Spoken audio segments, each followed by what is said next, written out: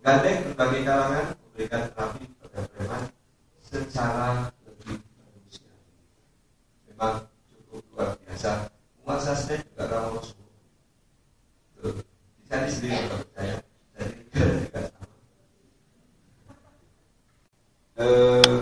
KPPUD, Komisi Pemantau Pelaksanaan Otonomi Daerah, memberikan apresiasi yang cukup lumayan untuk Wonosobo, dan ini bagi saya sesuatu yang stimulasi sugesti masyarakat untuk mereka hidup lebih damai. Karena itu lagi lembut, lemah ini menjadi sesuatu yang cukup efektif. Siapapun marah ketika kita hadapi dengan lembut. Terakhir itu oknum Ustadz yang ini mengatakan bahwa pokoknya nggak ada kapling surga sama sekali bagi banser-banser yang menjaga malam Natal. Bukan, pokoknya seperti itu. Marah kan bansernya itu marah. Saya bilang, biarin aja ngapain. Maka itu kita nggak mati kok. Ya biarin. Tapi ternyata juga ada senggolan dari kita hanya bisa kita selesaikan. Pendekatan lain, pendekatan dengan batin kemanusiaan kita untuk terhadap kelompok-kelompok keras ini saya terapkan betul ketika saya itu menerapi kawan-kawan yang kebetulan itu suka bikin onar di pusat-pusat kota. Nah, Jawa itu kalau diberikan kekuatan posisi tertentu, mereka akan ikut terlibat, Pak. Ya, dan jangan salah. Ini sama yang tadi saya ceritakan. Ada kelompok Islam yang agak itulah ya, itu ngapain Pak Ubadi? Itu kan orang Syiah ini itu. Kemudian premannya, TNI Polri-nya, kemudian pemerintahnya juga ada di dalam satu konsep kerjasama yang memang harus utuh. Dan itu secara otomatis bergerak di wilayah kelompok. Semula juga banyak bisik-bisik, ngapain Pak Bupati mereka harus datang ke sini? Dan prospektus ilmu itu nggak boleh. Syiah punya ilmu, Sunni punya ilmu, Nasrani, Katolik, Hindu, Buddha semua punya ilmu. Kalau ketika mereka berdiskusi, jangan-jangan ketemu polanya. Dan ini diskusi hal yang cukup apresiatif untuk kelompok-kelompok masyarakat beragama. Dan kita punya ini Pak, pertemuan yang rutin, baik yang formal maupun tidak formal. Kemudian ada komunikasi intensif. Maaf, ini Puspida dan Pak Detling, ini kelompok-kelompok rutin di pendopo belakang untuk forum komunikasi antar umat. Kemudian ada program Senja Keluarga yang kesepakatannya ditandatangani oleh semua pimpinan agama. Ini memanfaatkan jeda waktu antara pergantian siang dan malam, ada Senja Keluarga yang mereka kampanye. Pemerintah punya program, mereka yang berkampanye. Jadi mereka yang menentukan program itu. Oke. Menurut nah,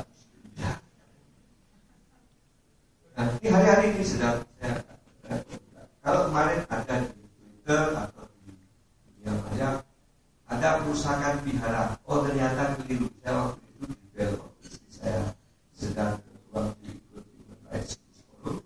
Di sana sudah ada SMS. Kok ada vihara yang dirusak? Ternyata yang merusak petir. Mudah-mudahan ini bisa jadi hal yang ya diskusi. Terima kasih.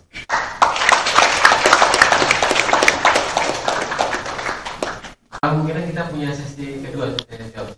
Karena waktunya juga saya kira masih sampai jam 12. Mungkin ya dulu sekarang. Ya, para kelompok intoleran memang semakin bebas untuk melakukan hal-hal dan memang tidak banyak juga orang yang seperti Bapak mampu melakukan sebuah tindakan yang tegas, mengkonsolidasi masyarakat dan lain sebagainya. Terima kasih. Ada Brutu STH dari Aceh Singkil. Terima kasih Pak. Kami salah satu yang diberikan oleh ASB aliansi Sumut Bersatu yang mewakili korban yang gerejanya 16 gereja di Aceh Singkil disegel. Kami sangat terharu Pak atas semua yang telah dipaparkan oleh Bapak tadi. Cuman kami hanya mengutip karena waktu ingin disingkat. Kami bisa menceritakan sedikit bahwa di Aceh Singkil memang sampai sekarang saya melihat tadi bahwa Bapak memang sangat bisa masuk dari segala lini. Kami bisa berikan contoh Pak bahwa di Aceh Singkil bagi umat Kristen itu ada 15%. Tapi sampai sekarang dari saya lahir saya tahu bahwa Rp1 1 sen pun tidak pernah dianggarkan baik dalam rumah ibadah dan keperluan umat selain Islam. Ketika pada tahun 1995 Bupati itu pernah memberanikan diri membantu secara ya tidak dianggarkan seperti bisa dikatakan misalnya ya inisiatif oleh Bupati itu sendiri, pernah dibantu kepada umat Kristen hanya 30 juta untuk merehab gerejanya. Kebetulan gerejanya itu sudah mau roboh karena dibangun dari tahun 1931. Lalu ada umat Kristen itu mengatakan bahwa kami Pak, ketika dia pergi ke pasar, kalau di sana pajak Pak, lalu umat Kristen ini mengatakan begini, kami dibantu oleh Pak Bupati 30 juta untuk rehab seknya udah bocor. Lalu ada yang dengaran, lalu gereja kami diserang dan dituduh bahwa Bupati itu adalah Bupati yang kafir yang membantu umat Kristen. Misalnya memang membantu melalui anggaran daerah pun itu misalnya kafir. Menurut Bapak bagaimana? Baru kedua, kami hanya tertarik sekali memang ketika Bapak bahwa menggunakan preman. Kira-kira membacking dalam tanda positif dari belakang. Apa sebenarnya dasar pemikiran Bapak untuk menggunakan preman ini? Dan apa negatifnya Pak? Selamat pagi. Nama saya Surul Kartini dari Lembaga Konsultasi dan Bantuan Hukum Universitas Muhammadiyah Tangerang. Yang ingin kami tanyakan kepada Bapak Bupati Wonosobo terkait pandangan Bapak mengenai pasal 28 di Undang-Undang 45 yang terhadap tunduk pada konstitusi, yang mana agama yang di Indonesia ini banyak agama-agama yang belum diregistrasi. Nah itu yang mungkin menjadi minoritas dan menjadi sasaran diskriminasi terhadap agama-agama yang sudah diakui.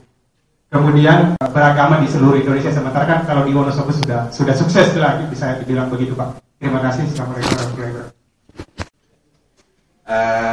Ini Pak, saya ini singkat saja. Di banyak tempat, di banyak kesempatan, di banyak tempat lah. MUI itu seringkali menjadi masalah. MUI itu satu lembaga semi negara yang mendapatkan budget dari negara, tapi seringkali justru menjadi bagian dari masalah dalam hal kehidupan umat beragama. Itu satu. Yang kedua, di banyak tempat juga seringkali polisi itu bermain mata dengan kelompok-kelompok Islam yang benar sendiri itu. Nah, bagaimana, apakah profil seperti itu juga terjadi di Wonosobo? Karena saya tadi melihat paparan itu kayak nggak ada hambatan gitu ya. Terima kasih sebelumnya. Saya Siti Zara dari NASA. Ini Bapak yang agak mengganjal dari saya itu terkait dengan pernyataan Bapak bahwa Pemkab Wonosobo juga merangkul semua kalangan termasuk perempuan. Bagaimana usaha dari Pemkab sendiri untuk menanggulangi persoalan prostitusi misalnya. Apa alasan Bapak merangkul preman? Terus tantangannya apa merangkul mereka? Apakah memang Bapak mendekatnya secara persuasif atau melalui kursif gitu ya, kuasa? Pertama yang mau saya tanyakan, apakah Bapak pernah menyampaikan seperti rekomendasi kepada Kementerian Agama kita agar tidak tampak hanya sebagai Kementerian Agama Islam gitu? Itu yang sudah lama saya pikirkan. Terus yang kedua, saya berasal dari Balikpapan. Saya hanya takdir saja kebetulan ke Cikarang, ke Jakarta untuk sekolah dengan beasiswa dari donatur yang berbaik hati dan sekarang bekerja di sini. Yang saya mau tanyakan, di masa depan saya sangat ingin kembali ke daerah saya di Balikpapan untuk menjadi wali kota Balikpapan. Di sana, nah di sana itu pembangunan untuk menunjukkan kehebatan identitas masing-masing dengan backingan yang satu dari misalnya Islam biasa di backing sama Pertamina, Total, pengajian-pengajian mereka, dan kalau yang Kristen biasa di backing oleh komunitas Batak yang kaya raya dan segala rupa gitu. Jadi hanya menunjukkan keidentitasan mereka tanpa ada manfaat langsung untuk masyarakat. Walaupun Balikpapan kaya minyak, saya lihat daripada kayak gitu, kenapa nggak bangun panti sosial rame-rame buat memberantas kemiskinan? Terkaitnya ini sama teman-teman asli Dayak di Balikpapan. Ini udah terakhir, kata-kata terakhir Pak, tenang aja. Ini terkait dengan teman-teman Dayak yang mereka tuh merasa dengan kedatangan kayak perusahaan-perusahaan minyak, gas dan segala rupa, hak mereka sebagai putra daerah itu dilanggar gitu. Jadi mereka itu mungkin pendidikannya juga masih kurang, jadi kelakuannya masih berbau preman. Namun sekarang terorganisir dalam organisasi seperti Gepak dan segala rupa gitu. Nah itu kerjaannya seringkali bantuin ngerusakin rumah ibadah yang dibangun tadi. Jadi saya tuh bingung, kayak ada ketimpangan sana sini, tapi pemerintahnya itu memang alhamdulillah udah lumayan baik, cuma sibuk ngurusin investor yang berbau minyak dan gas itu gitu. Mohon sarannya Pak, terima kasih. Assalamualaikum. Awal ketika saya jadi jadi bupati, saya memang kerjasamanya dengan tentara Pak. Seperti kalau habis subuh tengah malam itu ngambilin anak-anak yang mabuk-mabuk gitu ya, itu kita mandiin Pak. Kita mandiin dengan tentara. Nah, baru ketika itu polisi setelah itu apa yang harus saya lakukan dengan lembaga-lembaga vertikal yang tidak boleh saya danai? Kita kontrak program. Itu Pak Bela. Bahwa kemudian besar kecilnya ini sudah masuk dalam ranah penentuan komite anggaran. Kalau ini tentunya ya berbeda-beda, antara satu tidak sama rata. Kalau saya sama rata, justru saya tidak dimarahi orang yang mayoritas. Tetapi semua harus ada di dalam. Kemudian yang kedua, mengenai plus minusnya preman ya Pak Khadijah juga begini. Prinsip mereka itu sebetulnya ingin hidup layak seperti yang lain.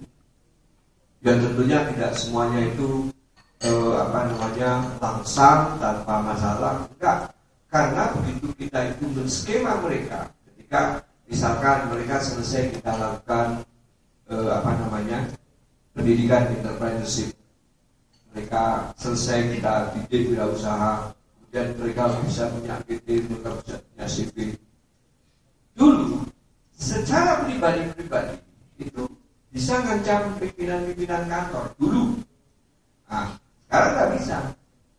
Mereka harus bertarung, tetapi memang dalam proses misalkan perebutan proyek lelang terbuka, kadang-kadang masih ada yang pakai ngancam-ngancam gitu ya, orang luar nggak boleh masuk itu, daerah perbatasan itu dicegatin, misalkan pernah terjadi seperti itu.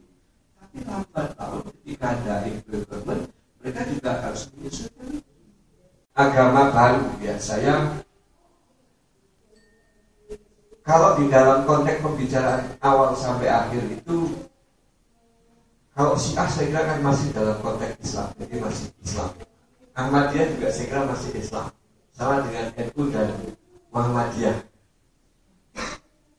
Kalau Islam Abu G juga mereka masih syahadat, jadi saya mantap yang masih Islam. Ahmadiyah sudah pernah saya kasih tahu, namanya Ustadz Sutekno. Ustadz Sutekno waktu di UI juga saya kasih tes testimoni. Kalau orang Ahmadiyah itu syahadatnya bagaimana? Asyhadu alla ilaha illallah wa asyhadu anna Muhammadan abduhu wa rasuluh.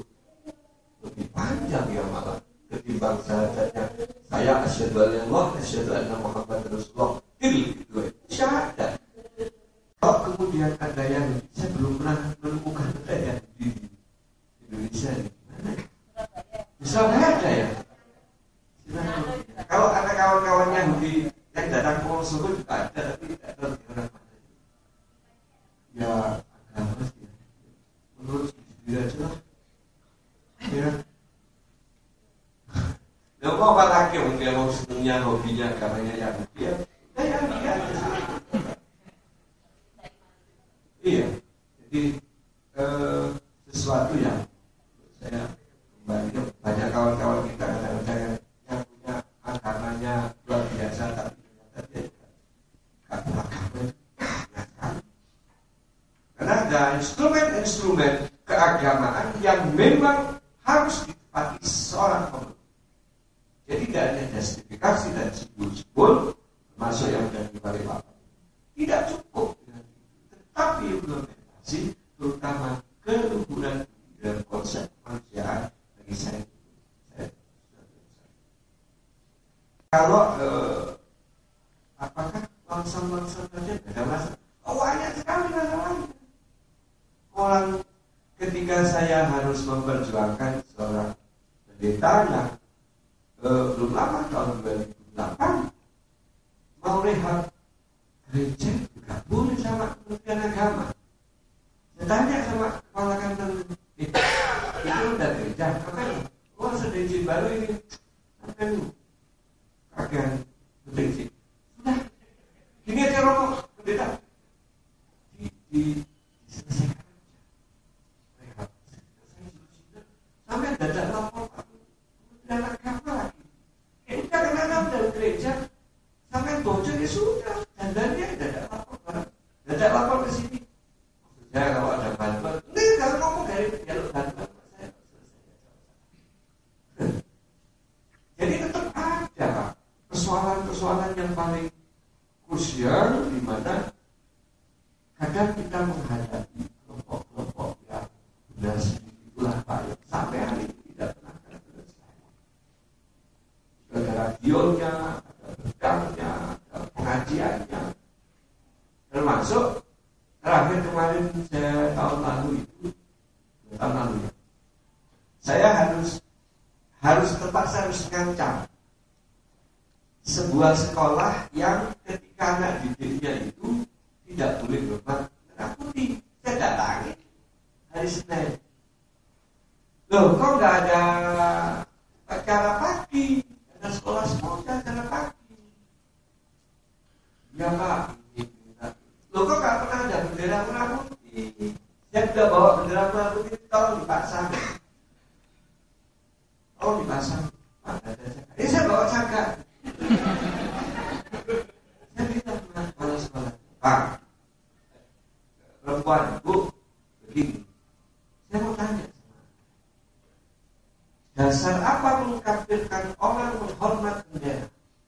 Gak ada. Oh, itu simbol negara kok, pusaka. Nggak akan ada. Tidak ada satu ayat pun, tidak ada satu sunnah atau hadis satu pun atau kesepakatan ulama-ulama dunia yang mengharamkan dan mengkafirkan hormat bendera. Karena itu simbol negara. Saya tanya, inilah kalau pakai sepeda itu pakai gaji. Di mana? Tidak siapa. Kami. Saya maju. Jadi dia bisa jalan pemerintah mana? Saudi Arabia, Qatar, Iran, enggak sudah. Oh, yang bangun fasilitas negara Indonesia kok. Saya tanya, Anda bikin gedung ini dari anggaran siapa? APBN. Sudah selesai. Anda mau dananya nggak mau merah putihnya. Awas kalau Anda nggak besok nggak mau hormat bendera, tak tutup sekolahnya.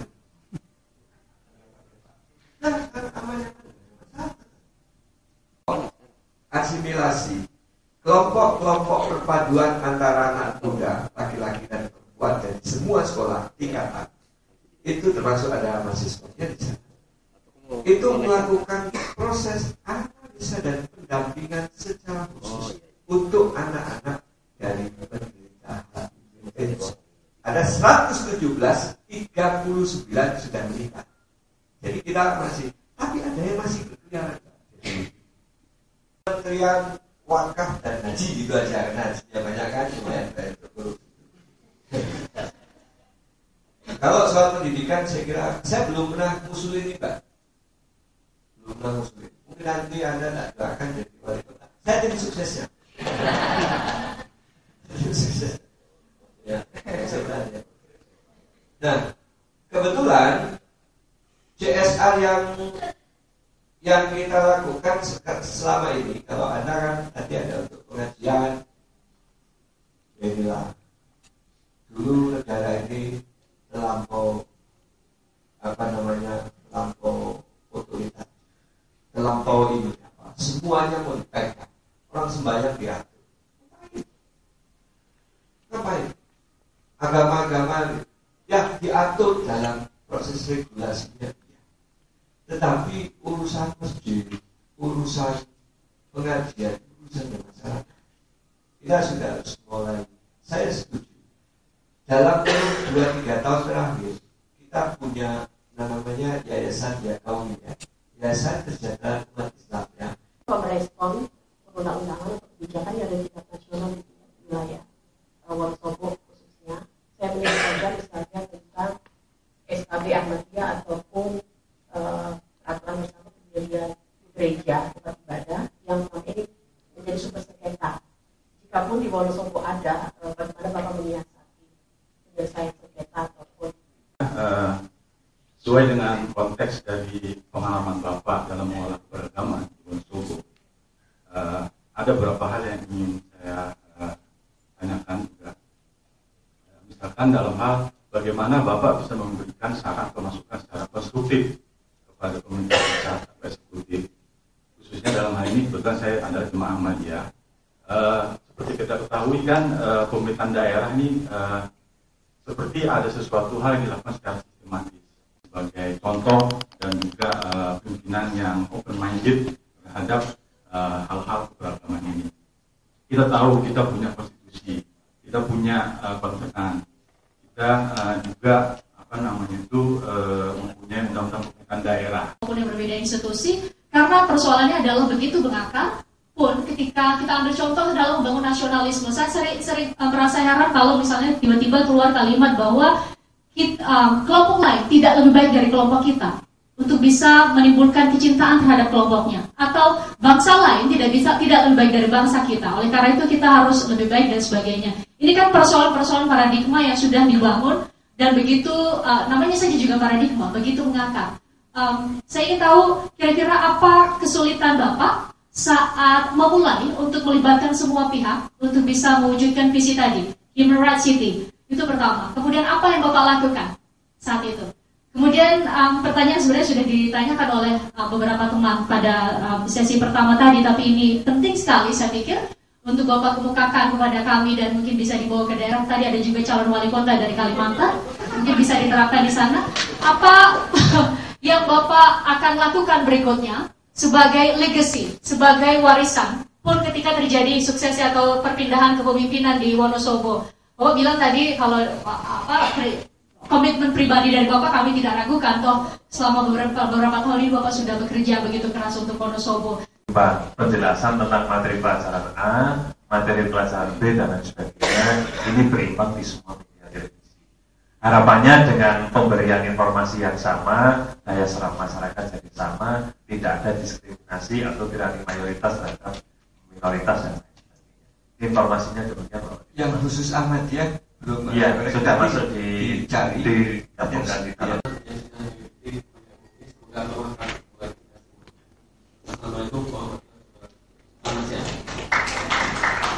Ya, para selanjutnya di ruangan ini Bu Heni. kawan-kawan semua. Kemarin kami sudah mengadakan konferensi 5 bagian, dan kami akan membacakan rekomendasi secara umum keseluruhan dari 5 konferensi yang kami laksanakan kemarin. Yang pertama, mendorong pemerintah pusat dan daerah untuk melakukan pengelolaan keragaman secara adil, seperti model pengelolaan keragaman yang dilakukan oleh Kabupaten Wonosobo, Jawa Tengah. Yang kedua, melakukan revisi tentang peraturan bersama Menteri Agama dan Dalam Negeri tentang izin mendirikan rumah ibadah, dan juga revisi aturan-aturan sejenis di tingkat lokal. Yang ketiga, membentuk mekanisme yang transparan dan partisipatif untuk meninjau ulang atau mereview aturan-aturan di daerah yang melanggar konstitusi atau peraturan-peraturan yang lebih tinggi oleh pemerintah pusat atau Depdagri.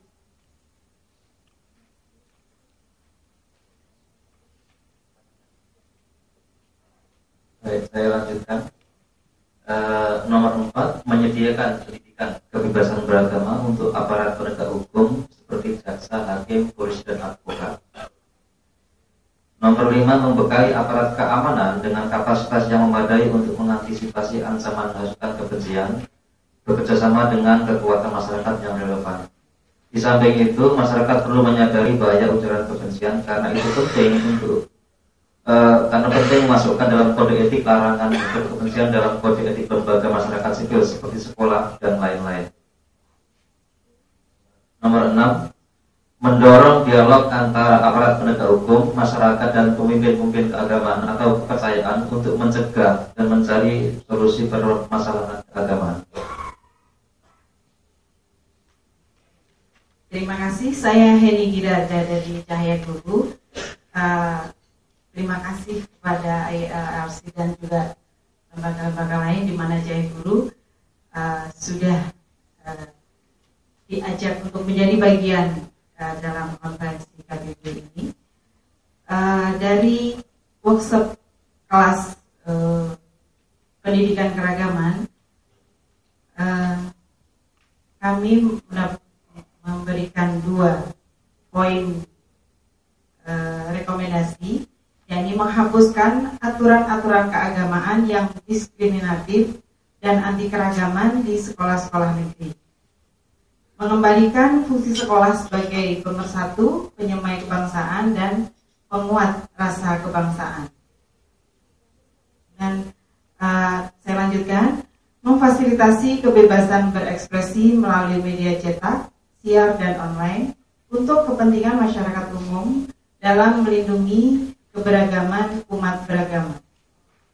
Rekomendasi yang berdasarkan 5 konferensi yang kami laksanakan kemarin, jadi ada 9 hasil rekomendasi yang mungkin kedepannya bisa kita lakukan bersama-sama dan kita wujudkan untuk mewujudkan keragaman di Indonesia. Terima kasih. Ya, terima kasih rekan. Silakan.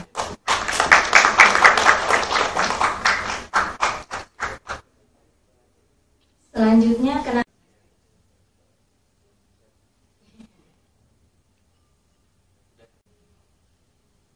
ya, kami mengucapkan lanjut baik untuk advokasi kebijakan terkait hak kebebasan beragama. Akan kembali dalam konferensi